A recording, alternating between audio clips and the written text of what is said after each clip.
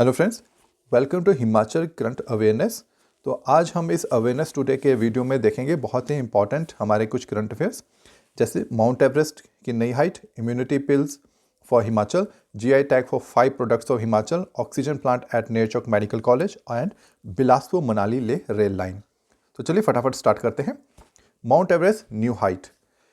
नेपाल और चाइना के बीच में ये कॉमन एग्रीमेंट हुआ है, कॉमन अंडरस्टैंडिंग हुई है कि माउंट एवरेस्ट की जो हाइट है वो 8,848.86 मीटर है, यानी कि 86 सेंटीमीटर ज़्यादा है। दुनिया में पहले 8848 मानी गई थी, लेकिन इन दोनों ने क्लेम किया है कि ये 86 सेंटीमीटर अब ज़्यादा है।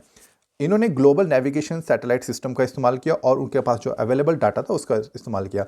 ग्लोबल नेविगेशन सैटेलाइट सिस्टम में आप सैटेलाइट्स की हेल्प से पूरे जो टोपोग्राफी होती है उसकी पिक्चर लेकर 3D इमेज में उसको कन्वर्ट करके कैलकुलेशंस करते हैं। 1954 में सर्वे ऑफ इंडिया ने यह डिक्लेयर किया था कि माउंट एवरेस्ट की हाइट 8848 मीटर है, जिसको पूरी दुनिया ने एक्सेप्ट किया था सिवाय चाइना के। तो पहले जो क्लाइंबर, विदेशी क्लाइंबर माउंट एवरेस्ट के रहे हैं वो सर एडमंड हिलरी हैं, जिन्होंने 1953 में नेपाल के तेंजिंग नॉर्वे के साथ माउंट एवरेस्ट की चढ़ाई की थी। अगला है इम्यूनिटी पिल्स इन हिमाचल। देखिए, ये करंट अफेयर को बहुत नया नहीं है। सितंबर में भी इम्यूनिटी पिल इस तरह की डिस्ट्रीब्यूट की गई थी सिरमौर डिस्ट्रिक्ट के अंदर। तो ये इम्यूनिटी पिल डिस्ट्रीब्यूशन सिरमौर डिस्ट्रिक्ट के अंदर किया जा रहा है, वहाँ की जो डिस्ट्रिक्ट एडमिनिस्ट्रेशन उसके द्वारा। एक टैबलेट्स हैं आर्सेनिकम एल्बम 30 नाम से, ये इम्यूनिटी बूस्टर टैबलेट्स हैं। ये लोकल एडमिनिस्ट्रेशन उन स्थानों पर, सिरमौर के उन स्थानों पर देगी जैसे नाहन, पांवटा साहिब, जहाँ पे कोरोना का संक्रमण सबसे ज़्यादा है।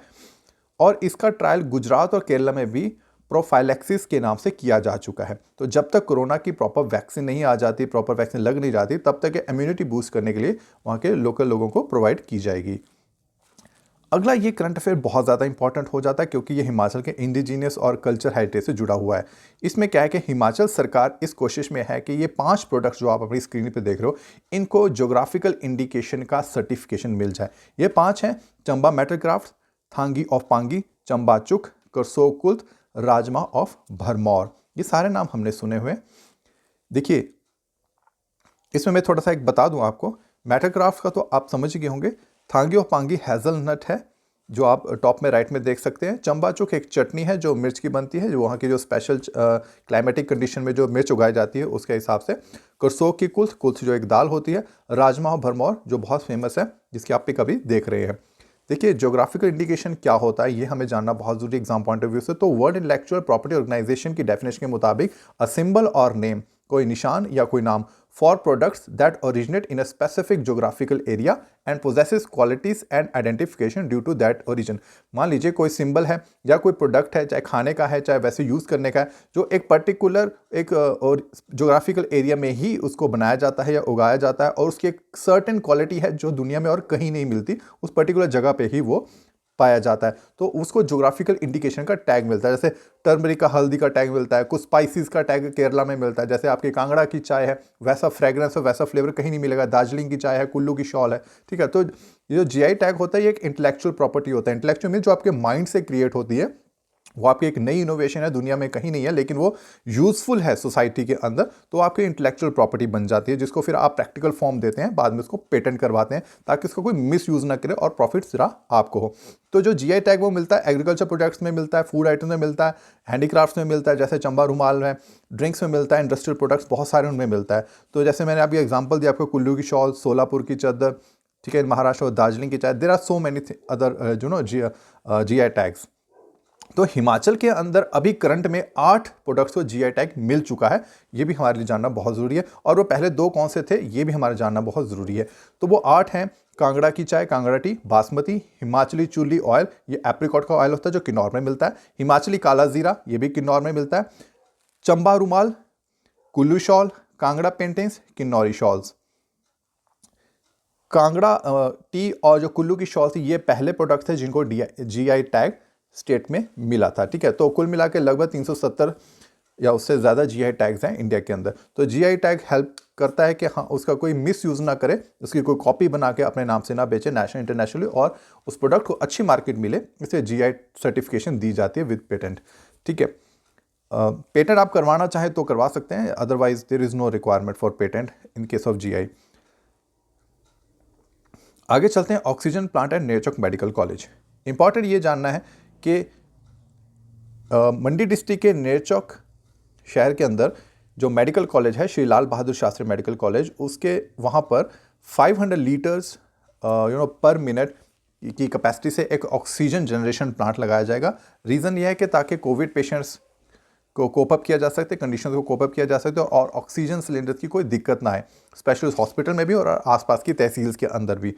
तो ऑक्सीजन का यूज़ किया जाता है वो जो पेशेंट्स को दिया जाता है वो जिनको रेस्पिरेटरी प्रॉब्लम्स होती हैं लाइक कोविड और सिमिलर डिजीज़ेस होती हैं, उसमें किया जाता है।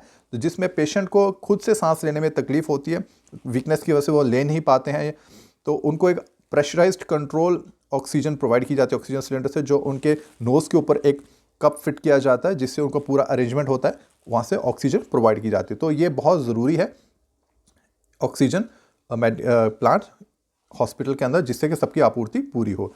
अगला जो करंट अफेयर है वो बहुत ज़्यादा इंपॉर्टेंट बन जाता है। बिलासपुर मनाली लेह रेल लाइन, ये एक ब्रॉडगेज रेलवे ट्रैक होगा जो बिलासपुर को लेह से कनेक्ट करेगा, बिलासपुर को लेह से कनेक्ट करेगा। इसकी टोटल लेंथ 458 किलोमीटर्स होगी। भानुपल्ली से बिलासपुर का ट्रैक 62 किलोमीटर्स का इसके बीच में ही इंक्लूडेड है, 458 के बीच में।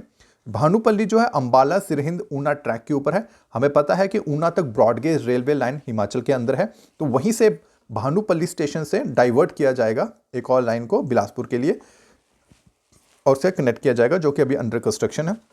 तो इसका फ़ायदा क्या मिलेगा? इससे सबसे बड़ा फ़ायदा ये होगा कि हमारी जो ट्रूप्स है, हमारी सेना है, उसकी मूवमेंट ईजी हो जाएगी, शॉर्ट ड्यूरेशन हो जाएगी। उनका जो राशन का सामान जाता है, व्हीकल्स जाते हैं, आर्टिलरी जाती है, एम्यूनिशंस जाते हैं, वो सारा प्रोसेस जो बहुत ईजी हो जाएगा, टोटल मूवमेंट जो ईजी हो जाएगी। और साथ ही साथ नो डाउट इकोनॉमी भी, टूरिज्म बढ़ेगा तो इकोनॉमी भी बढ़ेगी, तो हिमाचल और लद्दाख दोनों को भी इससे फ़ायदा होने वाला है। अगर ये ट्रैक बन जाता है और बन जाएगा जब बाद में, तो थंगलंग पास एक स्थान है लद्दाख में, वो दुनिया का सबसे हाईएस्ट रेलवे स्टेशन होगा, जो कि 5359 मीटर सी लेवल से जिसकी हाइट होगी। तो ये Bilaspur Leh line strategically, economically बहुत ज़्यादा इंपॉर्टेंट हो जाती है, क्यों? जिस तरह से चाइना के साथ स्टैंड ऑफ है, चाइना ऑलरेडी ये लाइन बना चुका है।